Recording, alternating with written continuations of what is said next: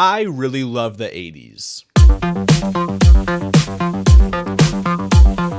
A time known more for crack cocaine and silly bright outfits than it is for some of the coolest music, movies, and sports we have ever seen. People always talk about decades like the 60s and the 70s and the 90s with such nostalgia and praise. And the 80s gets left like this weird middle child of the past. But I've had enough. Today, I want to give the 80s its flowers like it deserves. As a kid born in 2005, I have no idea what the 80s was actually like, because I didn't live in it, because I wasn't a thing in the 80s, it wasn't even thought of. And even though it's still not the full picture of this decade, anytime I look back at music videos, movies, sports, and events, I'm mesmerized. The 80s just has the coolest vibe to it. And compared to the 60s and 70s, the 80s felt like they were going for this super futuristic electronic feel to everything. So when you combine that futuristic bright feel with the nostalgia of it, it makes for one of the most captivating, interesting decades of all time. So I want to take a deep dive into the 1980s and give it the flowers that I don't think it ever gets and showcase how cool this decade actually was.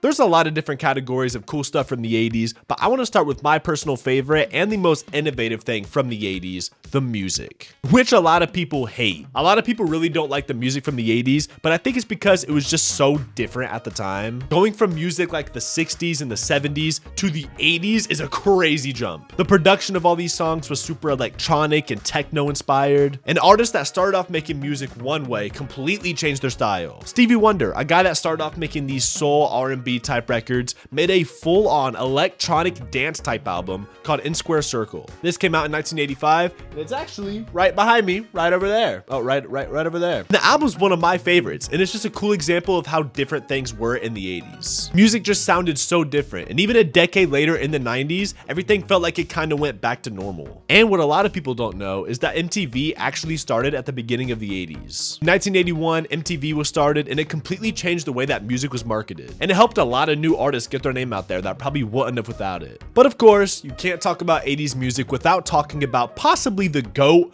Michael Jackson. This dude was dominating the 80s musically. It wasn't even close. Like, he was the guy in the 80s, and he was quite possibly the most famous human of all time. People were dying to meet Michael Jackson. He was this unreachable god at the time, and there wasn't anything like social media back then, so celebrities didn't feel as close to us as they do now. And there's also a bunch of artists that had their prime years in the 80s, like Prince, Whitney Houston, Madonna. And for all the people who like the rock and roll style of the 70s, there was still plenty of good rock in the 80s. I'm talking Motley Crue, Guns N' Roses, Bon Jovi, Metallica, Iron Maiden, Def Leppard, The Police, Journey. Don't Stop Believing came out in the 80s. Come on. Bruce Springsteen came out with Born in the USA in 1984, which I don't think people talk about how good this album actually is. It is actually so good. AC/DC dropped Back in Black. Queen dropped The Game. Ozzy Osbourne started doing his solo stuff after Black Sabbath ended, and it came out with Crazy Train. There was plenty of good rock and roll going on in the 80s. Was rock as good as the 70s and 60s? No. But what else is? Definitely not the 90s, not the 2000s, not the 2010s. The only other close one is the 80s. And we have Weird Al. Weird Al Yankovic started in the 80s. If you don't know Weird Al, he's the guy that kind of started off song parodies like you see on YouTube now. He was the original OG guy to do it, and they are still hilarious. And another thing the 80s doesn't really get its credit for is being the time where hip hop really started. And we all know in hindsight how big rap has gotten, and it really started in the 80s. Straight Outta Compton by NWA dropped in 1988, which was a big turning point for rap. And they had all the big early pioneers of rap like LL Cool J, Public Enemy, Run DMC. Obviously, when talking about when rap really took off and became what it is today, that's the 90s. But the 80s was the real birthplace of what's now the biggest genre in the world. Music-wise, again, you can nitpick and compare it to other genres all you want, but it genuinely had some of the greatest and most influential music of all time. But even if you didn't like the music from the 80s, you cannot deny they had some of the greatest TV shows ever.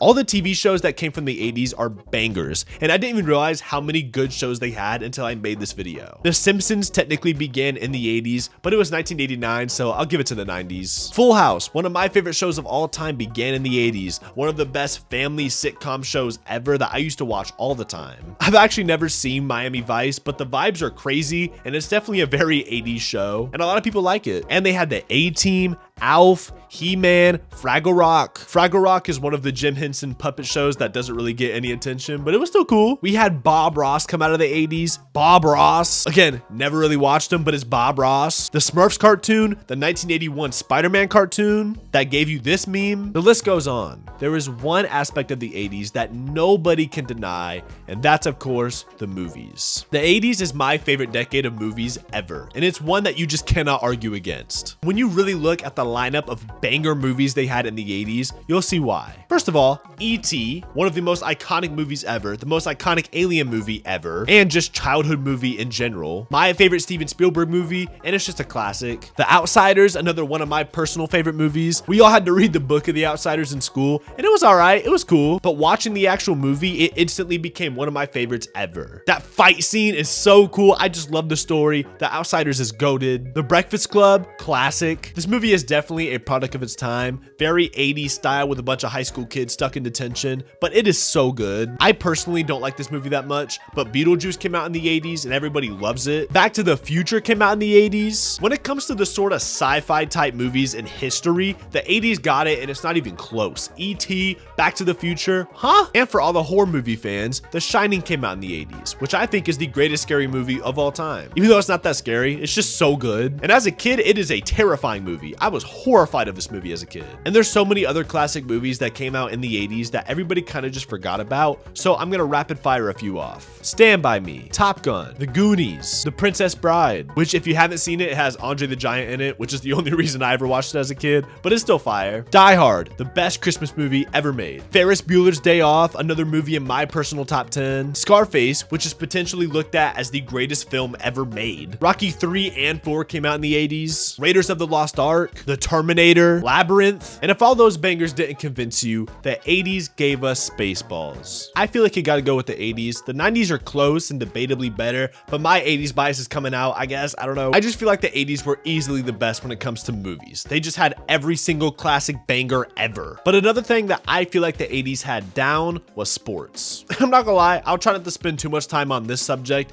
because I watch like 2 sports, basketball, boxing, that's it. That's all I really care about. But it's kind of perfect for what I'm talking about because those are the 2 sports that were going crazy in the 80s, basketball and boxing. The NBA was cool in the 70s, definitely not the greatest, but by the end of the 70s, the NBA was going completely bankrupt. Ratings were at an all-time low, and nobody cared about basketball until 2 guys named Magic Johnson and Larry Bird came in the league right at the beginning of the 80s. And this is looked at as what really saved the NBA forever. And then in 1984, a guy named Michael Jordan got drafted, and the rest is history. That span throughout the 80s for basketball was just peak. But besides the actual players and the teams, the vibes that 80s basketball had was just so cool to me. And when you look at boxing, they had the most fierce, dominant fighter in the history of humankind, Mike Tyson. And forget the fact that it was just boxing, it was one of the most exciting times in sports ever. There was nothing like a prime Mike Tyson. Muhammad Ali was the GOAT before Tyson, and he has a cool style and he had the knockouts, but nobody was as fierce and terrifying as Mike Tyson was. But enough about sports, let's get into the real nerdy side of the 80s. We made a lot of advancements in technology in the 80s, primarily in the world of video games. The 80s gave us the Game Boy, one of the best inventions in the history of video games. The original Nintendo Entertainment System, which became the best-selling video game system of all time. And the Sega Genesis came out. But the actual games to come out in the 80s are some of the most iconic ever. I'm talking Super Mario Bros, which became one of the biggest franchises ever. Tetris, one of the most iconic games ever, and one that feels a lot older than the 80s for some reason. Mike Tyson's Punch-Out, one of the only good boxing games to ever come out,